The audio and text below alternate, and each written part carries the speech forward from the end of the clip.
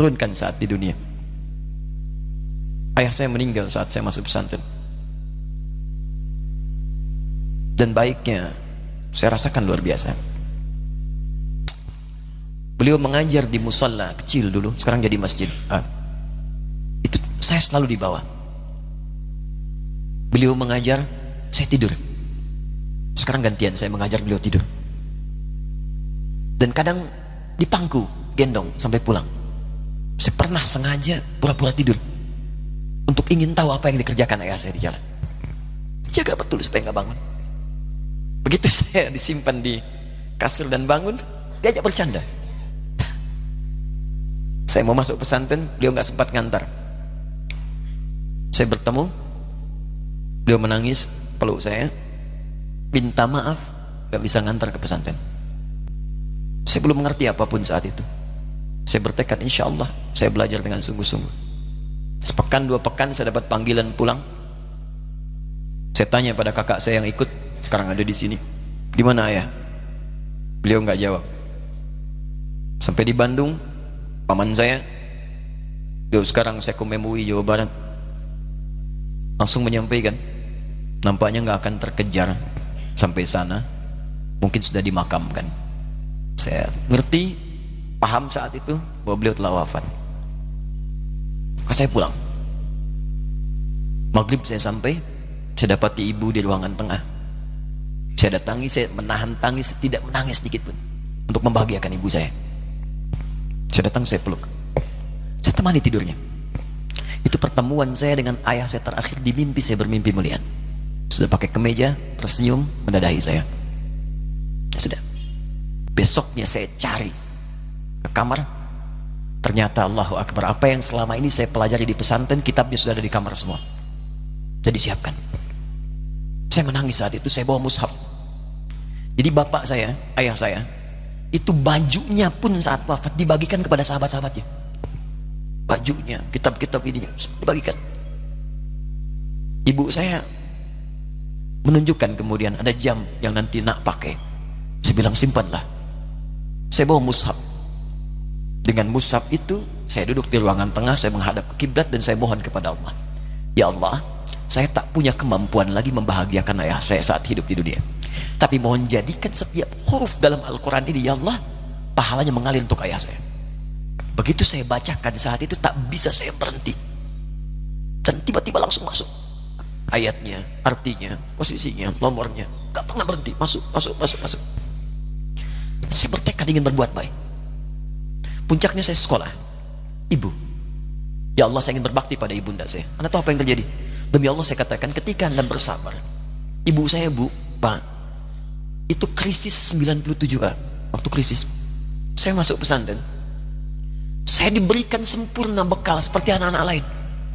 Rupanya ibu saya sudah tanya kepada santi-santi, orang tuanya, berapa bekal Anda kasihkan? Dikasih yang paling tinggi itu dikasihkan pada kami tiap bulan.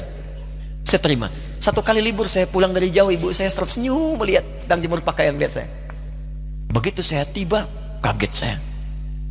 Kok pakaian ibu saya, pakaiannya nggak cocok dipakai gitu. Ini bukan pakaian ibu saya, kayak kain pel lah kalau sekarang. Saya masuk ke rumah, saya kejar, saya buka pakaiannya, lemarinya, saya nggak temukan sedikit pun. Saya kejar kakak saya, dia sudah siapkan makan. Kak perempuan kami yang kedua, mana pakaian ibu saya? Perhatikan jawabannya. Dia menangis saat itu. Dia bilang, mama itu telah menjual semua perhiasan dan pakaiannya untuk pendidikan kamu. Jual. Untuk kita katanya. Jual. Dan bertahan dengan 150.000 per bulan saat krisis. Jadi rupanya ibu saya itu makan nasi sehari cuma sekali. Beliau mengajar. Di berangkat sekolah itu cuma makan pisang, minum kopi, makan nasinya malam. Saya bilang, ya Allah, saya akan ganti baju ibu saya dengan kain ihram dan saya ganting tangannya di Masjidil Haram. Itu apa yang terjadi?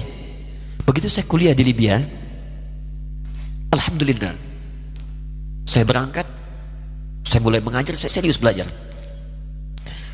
Saat itu kemudian Allah mulai berikan jalan. Saya ingin sungguh-sungguh.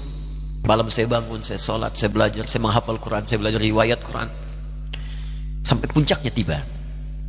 Saya ditugaskan pemerintah Indonesia saat itu untuk jadi petugas haji di Mekah. Saya telepon ibu saya. Saya bilang, Ma, saya insya Allah akan haji 2010. Saya telepon Februari saat itu. Saya dengar suara, terbayang wajahnya indah, senyuman, bahagia. Alhamdulillah, nak. Kapan berangkat? Tahun ini insya Allah. Saya bilang, dan saya tidak akan pernah berangkat kecuali mama pun akan berangkat. Terdengar nada pesimis tapi senyum. Dari mana katanya? Allah akan kasih, saya bilang. Saya sedang bekerja berusaha karena Allah, mustahil Allah akan sia-siakan gitu.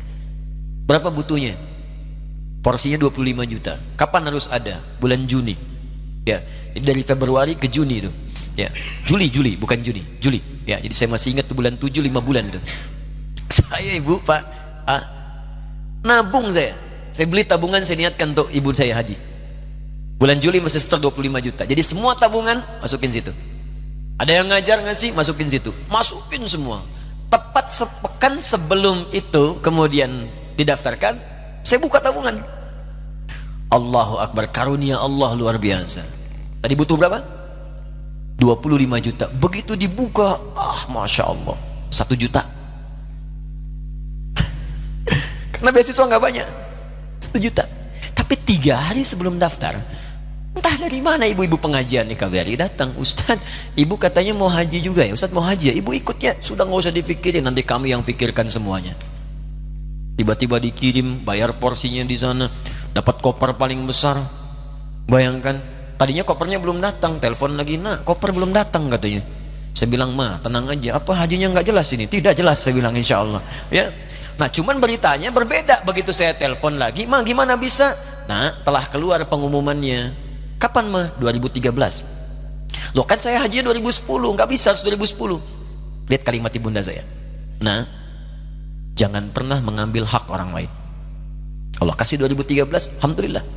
Saya bilang, Ma, kita tidak harus mengambil hak orang lain, tapi kita meminta kepada Allah yang memanggil kita. Boleh jadi Allah akan berikan tambahan kuota pada tahun ini. Doa lagi, minta, datang ke masjid. Tiba-tiba ada sidang oki di Istanbul saat itu, keputusan 1.000. Setiap ada 1.000 muslim, 1 kuotanya. Saat itu Indonesia dapat tambahan 22.000, termasuk ibu saya ada di situ. Ya, acara malam Al-Qadar 27 Ramadan, malam masih ingat betul, saya jadi MC dengan rektor pada saat itu. Saya nggak pernah bawa handphone, tiba-tiba handphone itu saya bawa, berbunyi kemudian telepon itu. Saya minta pada rektor izin, saya angkat dulu, diperkenankan. Saya kemudian ke belakang masjid, saya angkat. Tiba-tiba saya dengar suara sudah menangis. Nah, katanya, kenapa, Ma? Alhamdulillah, Mama bisa haji. Ternyata kuota itu termasuk ibu saya. 5 bulan, Pak. Wena biasa. Nggak bayar tambahan, nggak ada macam-macam, bisa berangkat. Begitu saya berangkat duluan, saya tungguin betul di apartemennya, di maktabnya sampai datang. Begitu sudah datang, saya nggak sapa, saya lihat dari jauh. Bahagianya saya bisa mengganti pakaian tadi yang lusuh dengan kain ihram. Saya perhatikan, saya ikuti dari belakang. Di lift, saya ikuti. Di jalan, saya ikuti. Begitu sampai Masjidil Haram, saya gandeng tangannya. Ma, kita sama-sama. Labbaik Allahumma labbaik. Labbaik la syarika lak labbaik. Saya tawaf, saya gandeng ibu saya lindungi supaya dapat kenikmatan dalam tawafnya. Begitu saya rasakan bagaimana Sayyidah Hajar bekerja keras untuk Ismail. Saya balas di situ. Saya gandeng tangan yang kanan. Saya minta pada Allah, muliakan ibu saya, ya Allah, muliakan ibu saya, muliakan, berikan saya kesempatan membahagiakannya.